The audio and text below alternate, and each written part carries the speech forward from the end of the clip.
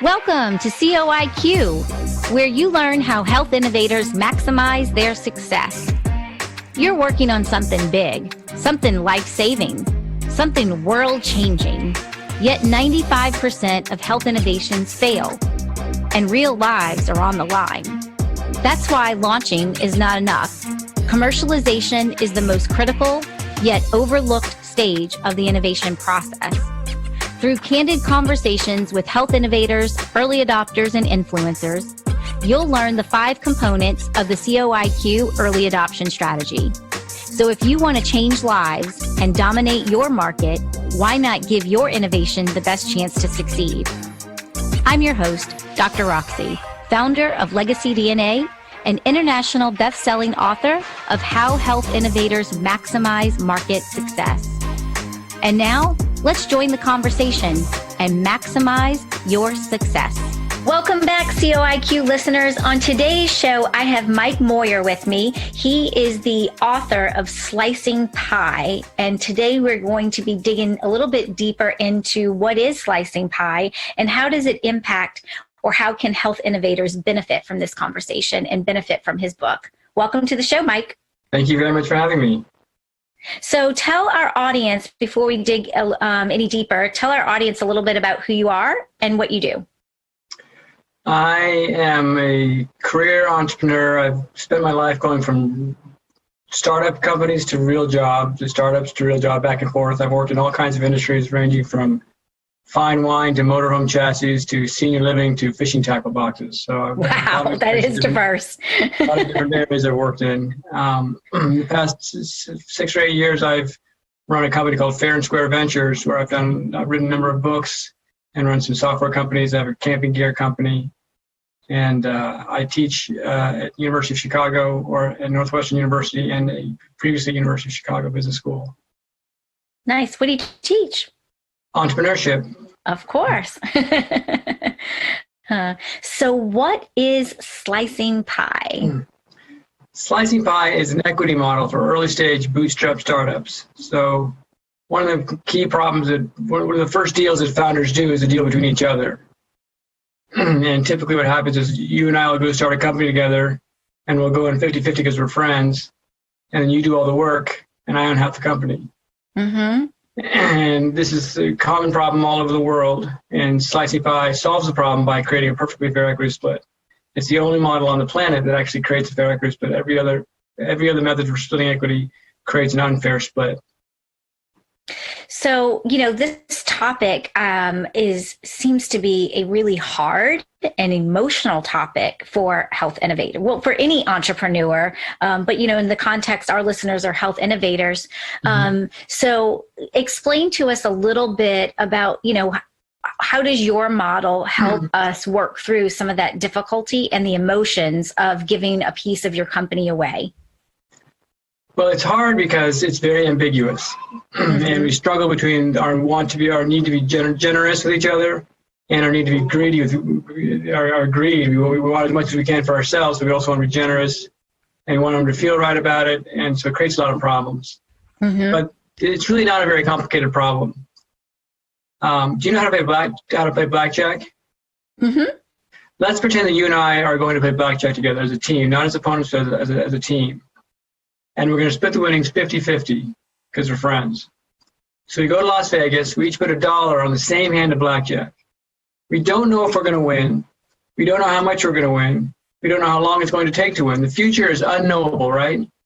Yeah. We hope we're going to win. We're hopeful. We're optimistic. We're playing because we think we're going to win. So the odds aren't really in our favor, but we're still playing. So the dealer deals 2 aces. So what do you do with those aces? Split them? Split them and double down, right? I'm out of cash and you're not. So you put $2 more down. So now you bet $3 and I've only bet $1. We still have no idea what the future holds. We don't know if we're going to win or how much we're going to win or how long it's going to take. The future is still just as unknowable as it was before. We're still optimistic. But what we know for sure, though, is that you bet $3 and I bet $1. If we win, does 50-50 sound fair? Well, it depends on which place that you're in, right? Well, it should be 75-25, right? Right. Yeah. Unless I was the one that was getting the extra 25%. Yeah, you bet $3, I bet $1. So I should get 25%, you should get 75%. Sure. That is a logical, obvious, unambiguous answer based on the facts of the case. There's no other way to split it. I have a deal for 50-50. I could sue you and probably win, but that doesn't make it fair. Right. What's fair is that your share of the winnings should be based on your share of the bets. So startups are exactly the same thing. Instead of betting on cards or betting on ideas, we bet our time and our money and our facilities and our relationships and our equipment and our supplies. We contribute all kinds of things to a startup for which we're not paid. That amount that we're not paid is equal to the fair market value of that contribution, and that represents our bet. So when you bet your time, you're betting the fair market value of your time. You're not betting more than that. You're not betting less than that. If you're worth $100,000 a year and you work for me for a year, you bet $100,000 unpaid compensation if I don't pay you. If you put in your tractor and it's worth $25,000, you bet $25,000 worth of tractor. So if you contribute to a startup and you're not paid, you're essentially betting on the future profits or capital gains of that startup. So when you think about it that way, all you got to do is keep track of the bets, and you know exactly what your equity split should be. That's the basis of slicing pie. Okay.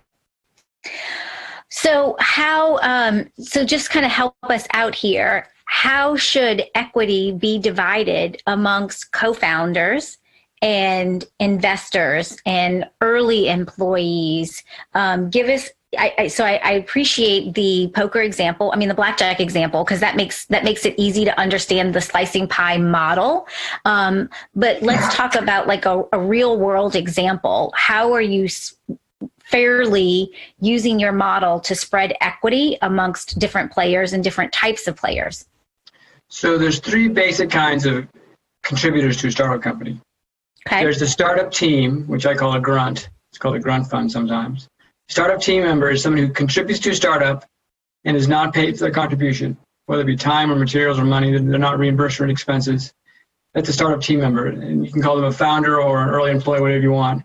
If someone's contributing and not getting paid, they're placing bets just like anybody else. So I could call you my employee, but if you're placing bets, you're treated the same as me in slicing pie. Mm-hmm. The second kind of investor, contributor, is called an angel investor. An angel investor is someone who invests their own money in amounts that are too small to fund your operations in the foreseeable future. So chunks of cash, 10,000, 20,000, 30,000, maybe 100,000, small chunks of cash, my own money.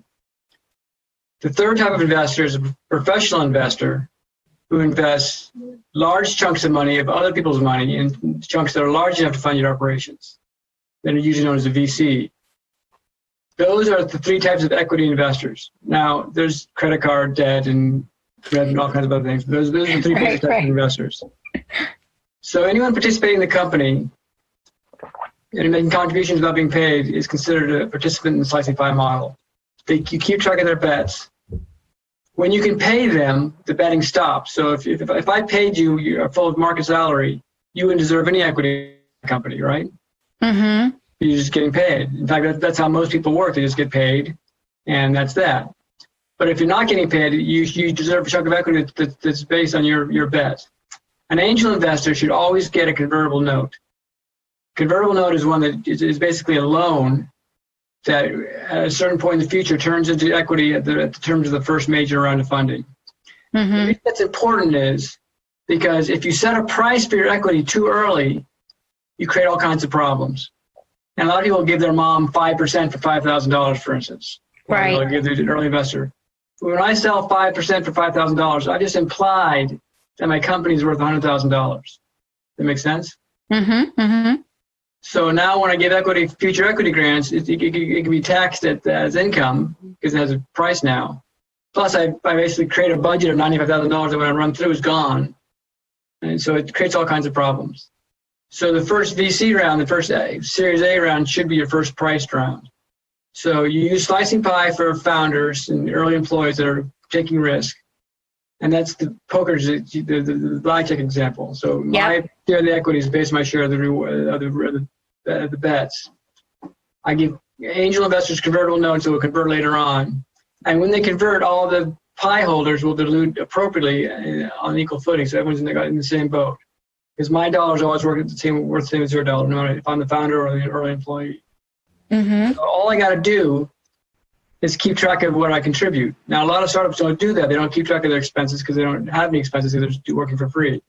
But most companies track payroll, they track expenses, they track revenue. So as a matter of how you run a company, tracking these things is not very hard. So all you got to do is track you're not paid, and then you'll always do your best. So what's going on is you don't know your split up front.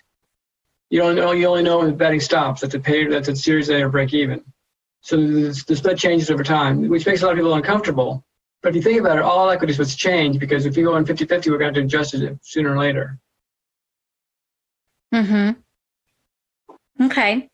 The only thing that's guaranteed is you always have what you deserve. So if I'm a health innovator and I want to hire a consultant to help me with commercializing my innovation, my go-to-market strategy, maybe product development, any of those things that this consultant's going to help me with. And of course, I imagine that it depends on the status of the funding of the company. But what do you do when there's a scenario where there's some financial compensation and then there's the balance or there's a difference in equity? Well, you don't know the equity yet because you're not giving equity away yet. You're just tracking the pie. And it's based on the unpaid portion. So if the consultant's $100 an hour and you pay them $50 an hour, they're betting $50 an hour. Okay. You always ask yourself the same question. If I was going to pay this person a full fair market wage or compensation, what would I pay?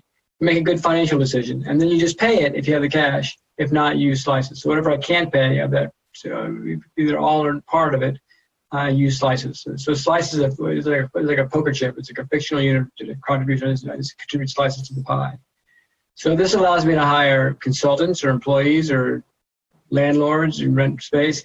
Creates sort of this alternative currency, which says I owe you. You contributed something. You're betting something. I'm going to keep track by allocating slices in my pie.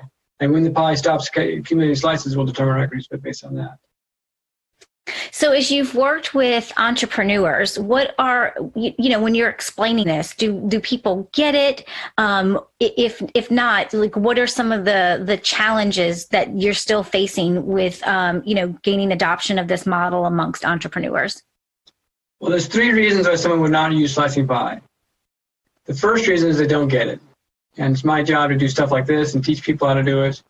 I've got all kinds of resources. I've written 3 books on this topic. I have board games designed and spreadsheets and software and all kinds of ways to get it. And board games, that sounds like fun. Actually, I use it for my classes. You actually you play cards and they have different things that you contributed to show things. So it's an online game. My job in life is to teach everyone how this works. And once it clicks, once you realize there's only one version of fairness that exists, then you'll see that slicing pie is the best tool for uncovering that version of fairness. Sure. The other reason someone wouldn't want to use this is because they're not willing to learn it. And there's lots of people like that. They just don't want to learn something new. I'm an angel investor. Give me my 5%, and that's all I want to do. I want to know what I'm getting, which is impossible because things change all the time. Yep. But if someone's not willing to learn it, my best advice is to walk away from that person. And the third type, which is a little more interesting, is someone who does get it, but it's their intent to take advantage of you. So an example of this is a consultant, maybe, like a designer, maybe worth $50,000 a year, and they'll ask for $100,000 a year in slices. And you may not find anybody else willing to work for free, but they want to take slices at a higher rate. Yep. They're willing to take advantage of you. And sometimes you gotta do this. If you're desperate and you need cash, you need help, you will do things. Once you do get the cash, you can replace that employee with a lower cost employee. But the big barriers are this notion that equity changes over time. People have this strong desire to know what they're going to get. And they think if they do what's called a fixed equity split, a 50-50 split, or 25-25-20, and they think that if they do that, they'll somehow know what they get. But they can't know what they're going to get because things are going to change. You can't predict the future. Any number you pick in advance, no matter what it is, no matter how careful you are, it's going to be the wrong number because it does not properly reflect your risk. Sure. And people know that inherently. They say, gosh, we agreed to 50-50. That doesn't matter. Just because we agreed to it doesn't make it right. What's right is that my share of the best. So if you have 50-50 and you don't want to change that, even though I'm taking more risk than you, that means you're willing to take benefit from my risk. That's not really fair. Hey, it's Dr. Roxy here with a quick break from the conversation. Do you want your innovation to succeed, to change lives, to shape the future of healthcare? I want that for every health innovator, which is why I invented COIQ, an evidence-based framework to take your innovation from an idea to startup to full market adoption. If you're not sure where you are in the commercialization process, take the free assessment now at drroxy.com/score. Don't miss out on impacting more lives just because you have a low COIQ score. The free assessment is at drroxy.com/score. That's drroxie.com/SCORE. And now let's jump back into the conversation. So tell us a little bit more about these resources and web pools that you have that, you know, our audience may be interested in. Well, the important thing to remember is Slicing Pie is free. It's free to use. I own some intellectual property there, but there's no license to use Slicing Pie in your company. There's no barriers to use it. There's free resources, there's free videos on the internet. You can download a free version of my sample of my book. There's free Excel spreadsheets you can download and worksheets, and you can get, there's a lot of lawyers that offer templates and things like that. So there's no cost to using Slicing Pie. That being said, there's also books you can buy that are more comprehensive, and there's software on my website where you can track your contributions over time. So each person can log in and track their contributions. So I worked 6 hours a day, or I paid for a plane ticket that I wasn't reimbursed for. It's kind of, the software is much better than Excel in the same way that QuickBooks is better for accounting than Excel is for accounting. Sure. Just helps you. That was going to be one of my next questions was, you know, how complex, you know, obviously entrepreneurs are wearing a million different hats, right? And so time is their most precious asset. So how are they keeping track and making sure that they don't fall behind? And, you know, some of these slices don't get misappropriated, you know, inadvertently over time just because it's, you know, how are they managing it all? Well, if someone's working full-time, the traditional way to pay that person is to give them a salary every Friday, every month, for instance. So in the software, you'd set up a payroll that just said, on a recurring contribution of X number of hours per week every Friday. So they're going to track anything. If you want to track by hour, you can track by hour. But most people are used to, you know, tracking their expense report, for instance. Mm-hmm. Most people are used to tracking payroll. They're not unbelievable things. You know how much you get paid on a weekly basis. So you're just tracking things you would track anyway in a regular company. In fact, this feature of the model gives you great insight to what your company's all about, because if you're not tracking these things, you don't understand your cost structure. One of the biggest mistakes I see entrepreneurs make is, hey, our cost structure is really low, so we're going to charge low prices and undercut the competition. But because they're not tracking what their non-cash, their non-expenditures are, they don't really know the cost of their company. Once you fully load it with salaries, you realize that you can't charge so low. I teach a lot of students. Student teams will say, we're not getting paid, so we can charge a lower price. They all want $50,000 a year, so once you load up $400,000 in salaries, all of a sudden you got to sell a hell of a lot more units to make that money back. Right. The dynamics. So by keeping track, it gives you much more insight to your company and the things you should be tracking anyway. Okay. So kind of just weaving into a little bit more of your experience with teaching entrepreneurship. So I would say probably about 60% of our audience is health innovators that are in the trenches and in some stage of growth of their company. Some of them have just an idea. Others are actually in the marketplace and they're really gaining adoption. And actually, some of them have already exited and now they're on to their next big thing. And then the other segment of our audience is a lot of like more of the bigger enterprise, what I would call early adopters. So like health plans, hospital systems that the innovators are selling to. And then key influencers. But it's kind of speaking to your experience with teaching entrepreneurship. What are some other lessons or recommendations that you would have for our health innovators that are listening today? Well, when it comes to investments and equity and things like that, you know, there's often intellectual property that goes along with health innovation. And the whole idea of what's an idea worth is a really important thing to think about. People who have ideas for businesses often think that their ideas are worth billions of dollars. And you'll see this in like tech transfer in universities. You know, I have an idea for a new medical device. And so I want you to develop it. I'll give you 5% of the equity and I'll keep 95% and do nothing. That's extremely common. They think it's worth a lot. But properly valuing an idea in a startup is really important. Is discipline. Ideas have value if they're somehow fixed in space in the form of a copyright, a trademark, a patent, or some kind of trade secret. And it has to be developed enough that it's worth something. If it's fixed in space and licensable to somebody, then it's worth what the license is worth. So if I have an idea for medical device, I want to start a new company, and I could license it to Pfizer for 5% on revenues, then that's the fair market value of the idea. Okay. So what's nice about that is I license the idea to the startup. They can either pay me cash or use slices in the pie if they can't pay me. If they pivot away from my idea, that means my idea didn't work. And because I was paying a royalty, I won't get a royalty because my idea didn't work. And startups pivot all the time. So if I give a big chunk of equity, a random number of equity check for an idea, and then I pivot away from that idea, I got somebody who gave me a bad idea who has a chunk of equity in the company. Right. So we got to think of it in terms of what's the license, what's the royalty to get. If I can't find anybody to pay for my idea, it's probably not worth something. You know, if I have an idea and there's no one else to license it, it's worthless.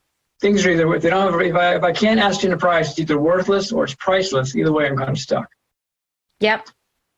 The other thing about ideas is it's usually our job to have good ideas. So if I'm on a startup team and I'm tracking my salary that I'm not getting paid slicey pie, having good ideas is my job. So you usually don't get royalties for ideas you have on the job. Mm-hmm. So I used to work in the fishing tackle box industry, and it was my job to have awesome ideas. And I invented new products that people use all over the world, but I don't get a royalty on that because it was my job to I was the marketing VP. So Right. it was just part of my job.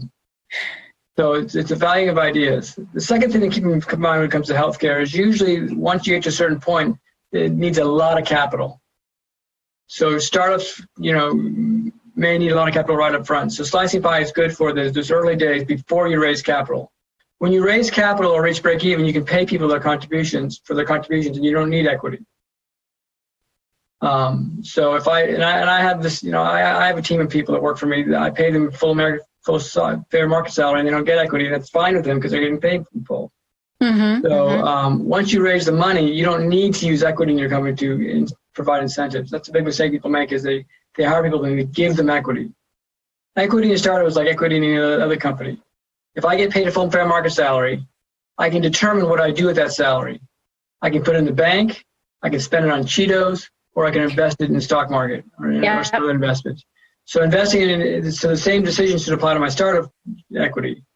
If I'm not willing to buy the equity with my salary or my income, then it's not worth anything to me. So giving it to me isn't worthwhile. So it's something that's for people to think about. The third thing to keep in mind is this idea where big companies want to invest in R&D through the startup community. Mm-hmm. So I'm a big, I'm Abbott Labs, and I want to invest in startups to get the intellectual property from them or to find good ideas. Slicing pie is a wonderful tool for doing that because what it allows you to do is just you have your fund, and all you do is pay people's bills on the way. You just join a company. As you pay their bills, you get slices in the pie. And if you like them and things are going well, you keep paying their bills and keep earning equity and get them to break even. If you don't like them, you just stop working with them. Mm-hmm. What that avoids is this whole song and dance about the pitch and negotiating terms and giving them chunks of cash that they just spend through, and then having debt equity. So traditional equity models are difficult to manage at the early stages because they require this big commitment from an angel investor, commitment from they do a big business plan pitch. If you like a team, slicing pie allows you to just start investing in them immediately. So it's interesting. I'm starting to see a growing number of health innovators who are wanting to kind of avoid the traditional funding route and self-fund and kind of adopt more of the slicing pie model and really just kind of weather through that storm, being bootstrapped for years until they actually start generating revenue and cash flow and just avoid it. What are your thoughts on that? Well, in a traditional model, I have 100% that I can give away. Mm-hmm. If I start chunking out little bits of that, once the 100% is gone, it's gone. And so if I give you 5% for your marketing efforts, and I give my landlord 2% and 3%. I just keep doing that. It's a finite resource. Yep. So I chunk it away, and that makes it very difficult. With slicing pie, I can add an endless number of slices to the pie, and everyone knows they get exactly what they deserve. So I can acquire the resources I need for a much longer period of time before I run out of juice, for instance. Mm-hmm. Slicing pie is a much more logical way to divide up equity, because if I don't pay for someone for a contribution, I just use slices. And the whole time I'm making good financial decisions. I don't go out and rent $10,000 a month for office space. I rent $500 a month. Right. So I just keep, and the spending continues until I no longer need it. So it gives people a long ramp-up period for bootstrapping. It's a much easier tool to use, because no matter what changes, you'll always be fair. And it also gives you the size of your pie gives you an idea of what kinds of contributions were necessary to get to where you are today. So you realize if you have 10 million slices in your pie to get to MVP, that's pretty expensive to get to an MVP. So you got to be very careful about moving forward. So it gives you good decision-making tools. Sure. Yeah, that's great. So is there anything else that you would want to share with our listeners?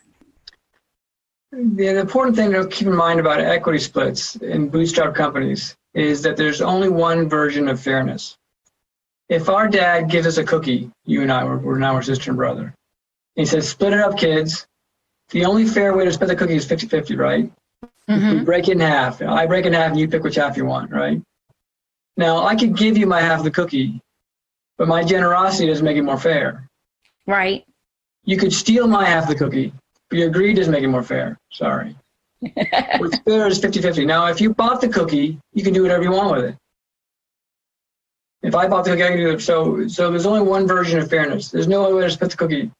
And once you keep that in mind, you'll realize that when you are with a company, determine that as a possibility. So any other method, any other model I use is by definition going to be unfair, because it's an alternative to the true one fairness that there is. So keeping that in mind, I hope your listeners will take the time to listen to look at Slicey Pie. There's a free sample on my website, sliceypie.com, and give it a chance, because it definitely works. It's worked all over the world. We just launched sliceypies.ir in Iran. No way. Here's an example. It's been translated into Persian. So even in very different cultures and economies, it works just the same. It's only one version. It's a universal model. Are you seeing, that's interesting, are you seeing kind of adoption of the model more prevalent in some markets versus others, or some countries versus others, or some verticals? I don't know of any instances in North Korea, but other than that, right. The book's been translated into over a dozen different languages. I got lawyers all over the world who do it. Yeah, it always works exactly the same, no matter what happens. It's universal. So if you're based in the United States, you can work with people in India using the exact same model. It's always the same.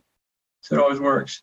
Lawyers estimate that the ones that I talk to, and I talk to a lot of lawyers, they estimate that 60 to 80% of all the equity deals they do wind up in dispute that requires legal intervention.